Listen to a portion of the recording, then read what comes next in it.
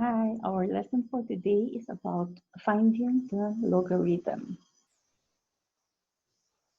How to find the logarithm? Okay, so ang logarithm ay exponent. Okay, so if we're going to find the logarithm, ibig sabihin, hahanapin lang natin yung exponent ng isang logarithm equation. Okay, let's have an example. Log base 2 of 16 is equal to unknown or question mark. Okay, we are going to look for that value um, of that question mark. Okay, so how do we do that? First, we have to convert the logarithm equation into exponential form. Okay, so since the base is 2, we are going to write 2 raised to the question mark because this is the exponent that we are going to look for, and that is equal to 16. Again, paano tayo magko-convert from logarithmic form to exponential form? Okay, so yung base muna, 2, raised to the power, which is unknown pa ngayon. So yung nasa right side, after ng question mark. And then, equal to the middle value, which is 16. Now, how do we find the exponent? We are going to multiply the base by itself. How many times are we going to multiply the base by itself? So kung ilang beses para maging equal to 16 siya. At yun ang logarithm natin. Okay? So ito. 2 times 2 is equal to 4 times 2 is equal to 8 times 2 is equal to 16. So yun. So ilang beses tayo nag-multiply ng 2 para maging 16. So 1, 2, 3, 4. Kaya ang exponent natin or the logarithm is equal to 4. Okay? So 2 raised to the 4th power is equal to 16. And then we are going to convert it again or rewrite it again to a logarithm equation. So our equation now or our logarithm now is log base 2 of 16 is equal to 4. Okay, did you get it?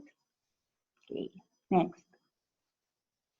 Log base 3 of 27 equals unknown. Okay, so our base is 3. So that is 3. Base to the question mark is 27. Again, how many times do we need to multiply the base by itself for us to get 27? Okay, so that is 3 times 3 is 9 times 3 is 27. So, ibig sabihin, 3 times natin i-multiply ang 3 para maging makakuha tayo ng 27. Okay, so our answer is 3 raised to the 3rd power is equal to 27. And then, log base 3 of 27 is equal to 3. Okay, next example. Okay, so we have log base 5 of 25 equals unknown. Okay, so the base is 5 raised to question mark, and that is equal to 25. How many times? That is 5 times 5 equals 25. So, ibig sabihin, ang exponent natin ay 1, 2. Okay? So, our answer is 5 raised to the 2nd power is equal to 25, or log base 5 of 25 is equal to 2. Next, log base 4 of 1 is equal to question mark. Okay, so log of 1. base 4. So, kung i-convert natin yan, 4 raised to question mark is equal to 1. So, ito, hindi na natin kailangan pa na mag-multiply ng kahit kung ilang beses kailangan i-multiply ang base by itself. Dahil alam naman natin lahat that any number raised to a 0 power is equal to 1. Okay? So 4 raised to 0 is equal to 1. So pag may ganyan na equation kayo nakita na log of any base, log base of any number of 1, lagi yan na 0 ang exponent. Okay? Hindi na natin kailangan pang mag-multiply because 4 raised to 0 power is equal to 1. Or any number raised to a 0 power is equal to 1. So kung yan ay 5 raised to 0, that is equal to 1. 1 raised to 0, that is equal to 1. 100 raised to 0 power, that is also equal to 1. So kahit anong number, basta ang exponent niya ay 0, equal to 1 yon. Okay? So hindi na kailangang pag-isipan pa kung paano i-multiply, ilang beses i-multiply, kasi yan ay 0. Ang exponent ay equal to 1 ang answer. Okay? So, log base 4 of 1 is equal to 0. Okay? So, kahit anong base pa ng log niya, basta logarithm ng 1 ang hinahanap, that is always equal to 0. Okay. Number 5. Log base 7 of 7 is equal to question mark. So, again, 7 raised to question mark is equal to 7. So, ito naman. Pagka naman ang base natin or ang number pareho sa base, that is equal to, the exponent is always equal to 1. Kasi ano pa ang i-multiply nyo sa 7 para maging 7? So, wala naman kasi pareho na yon. Ibig sabihin, 1 lang yan. So, ibig sabihin natin, log base 7 of 7 is equal to 1. So, any number na ang base ay pareho, that is equal to 1. So, laging ang log niya ay 1. Okay? Tingnan nyo to. Log base 8 of 8 is equal to question mark. So, yan ay equal to 1 kaagad. Okay? So, kung pareho ang base at saka yung number, ang logarithm nila or ang exponent ay 1 na kaagad. Okay? Log base 9 of 9, that is equal to 1. Log base 5 of 5, that is also equal to 1. Okay? Okay. Okay, next. Now,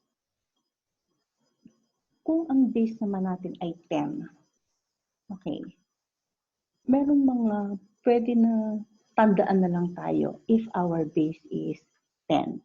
Okay? So, ito.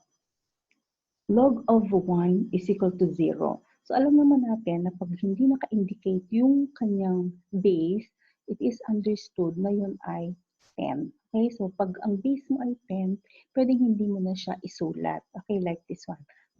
Pero siya ay log base 10 of 1 is equal to 0. So, ibig sabihin pala, pag ang base natin ay 10, tapos logarithm of 1 ang hinahanap natin, equal to 0 kaagad yan. Okay? Ito, mas madali. Log of 10 is equal to 1. Ano ang tip natin dito or ano ang technique? Pag base 10, tapos ang given ay 1, tandaan nyo, may 0 ba kayong nakikita sa 1? Wala. Kaya ang answer sa kanya ay 0. Ito naman, log of 10 is equal to 1. Ilang zeros ang nakikita niyo dyan? Isa lang. So, kaya ang answer dyan ay 1. So, ibig sabihin, log of 100, that is equal to 2 because 100 has 2 zeros. Okay. So, next, log of 1,000 is equal to 3 because 1,000 has 3 zeros. Okay? So ito ay pwede lang dito sa 1, 10, 100, 1,000 kung ang base niya ay 10. Okay? So log of 10,000 is equal to 4 kasi ang kanyang zeros ay 1, 2, 3, 4. Okay. Now, sa base 10 pa rin. Ito naman. Log of 0.1 is equal to negative 1. So, paano naman yon? So, ilang digits after ng decimal point? So, the point 1. So, isa lang siya. Pero, negative 1 ang ilalagay na answer doon. Okay, next. Log of 0.01. So, ilang digits after ng decimal point? 1, 2. Kaya, ang answer natin ay negative 2. Log of 0.001. How many digits after ng decimal point? 1, 2, 3. Okay, ito yung sinasabi na digits. Ito yung decimal point. Ito yung 1, 2, 3. And the answer is negative 3. Okay, log of 0.0001. So, ilang digits after ng decimal? Ito ang decimal ha, yung point. So, ito ay 1, 2, 3, 4. The answer is negative 4. Again, yan ay pagka base 10 at ito lang mga numbers na ito ang hinahanap. Okay, next. Log of 0.00001. Ilang digits after ng decimal point? 5. Kaya the answer is negative 5. So, ito naman. Ito yung parang mga tips lang na pwedeng sauluhin nyo na ito na yung answer. Pero, syempre, pag kinompute natin, yan talaga ang lalabas na answer. Okay? So, log base 3 of 9 is equal to 2. So, pag nakita nyo, log base 3 of 9, automatic 2 na kaagad. Pwedeng masaulo nyo na yan. Okay? Next, log base 3 of 1 over 9 is equal to negative 2. So, yung kabaliktaran ng 9 is 1 over 9. Kaya, syempre, yung logarithm niya or yung answer niya ay negative 2. Kung ito ay positive 2, negative 2 kasi siya ay naging 1 over 9. Okay, ito naman. Log base 9 of 3, so baliktad, is equal to 1/2 naman kasi binaliktad naman. Ang base ay 9, ang hinahanap natin ay 3, kaya naging 1 over 2 or 1/2. Ibig sabihin, log base 9 of 1/3 is equal to negative 1/2. So, ito, baliktad nito, kaya ginawa din siya na negative. Okay, next. Log base 2 of 32 is equal to 5. Log base 2 of 1 over 32 is negative 5 kasi baliktad lang ito, reciprocal ng 32. Log 32 of 2 is equal to 1 over 5. So log 32 of 1/2 is negative 1 over 5. Okay. So that will be all for today. Thank you very much. See you next time.